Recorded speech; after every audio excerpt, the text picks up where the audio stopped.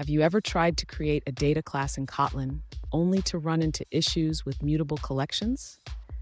It can be quite a headache, right? If that's you, then you're in the right place. Today, we're diving into how to create a defensive copy of a mutable collection in a Kotlin data class. I totally get it.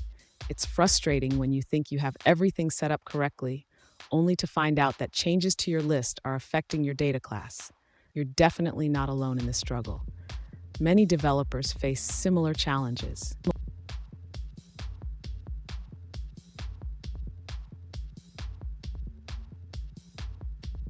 Here's the specific situation we're looking at. One user recently asked, how can I ensure my Kotlin data class accepts a read-only list while also handling mutable lists safely? They provided an example where modifying the original list changed the data class unexpectedly. Sound familiar? Let's explore how to solve this. So what's the issue here?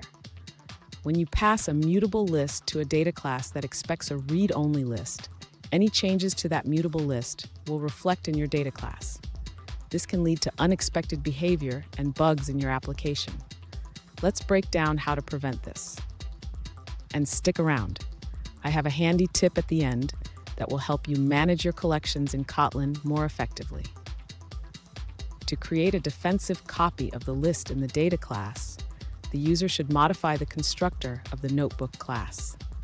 This will ensure that any mutable list passed in will not affect the internal state of the notebook.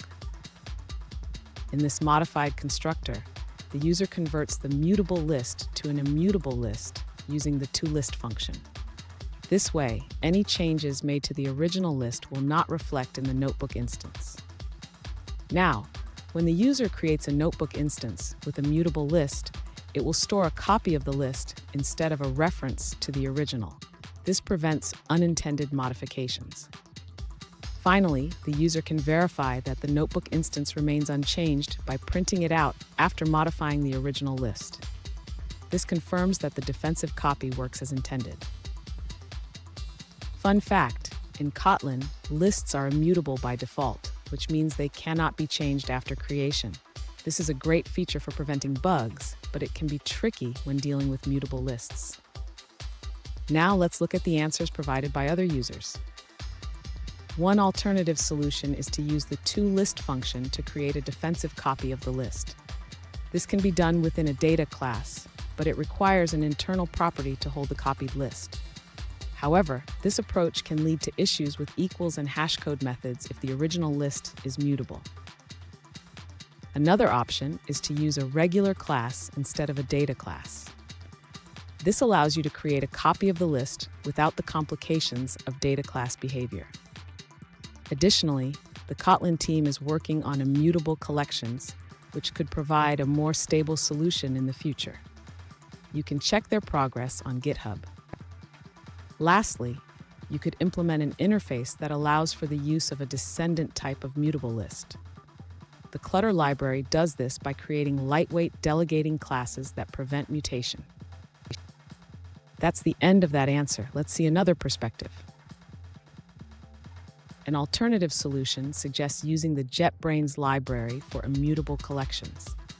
By importing this library, you can create an immutable list for your data class, ensuring that the original list remains unchanged when modifications are attempted.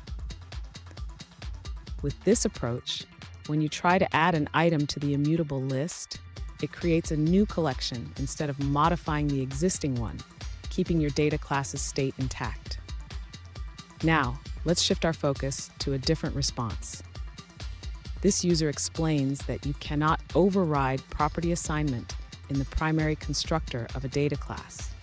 Instead, they suggest creating a regular class where you can perform a defensive copy of the list using the toList function. If you want to keep the data class, the user recommends using an init block. However, you'll need to declare the notes property as a var to modify it after the initial assignment. Let's take a look at an answer from another user. An alternative solution suggests using the JetBrains library for immutable collections. First, import the library into your project by adding the bin tray repository. Then, include the necessary dependencies. This allows you to define your notebook data class with an immutable list. When you try to modify the notes, it creates a new collection instead, preserving the original list. That's the end of that answer. Let's see another perspective. An alternative approach shared by a user involves using a private constructor in your data class. This prevents direct instantiation with mutable lists, ensuring that only specific constructors can be used. With this method, you can only create an instance using an integer, which is converted to a string. This helps maintain the integrity of your data class. Here's the tip I promised. Always use defensive copying when dealing with mutable collections in Kotlin. This simple practice can save you from a lot of headaches down the line. And there you have it. You now know how to create a defensive copy of a mutable collection in a Kotlin data class. Remember, defensive programming is key to avoiding unexpected behavior. If you found this helpful, hit the subscribe button for more Kotlin tips, and don't miss our next video on advanced data class features.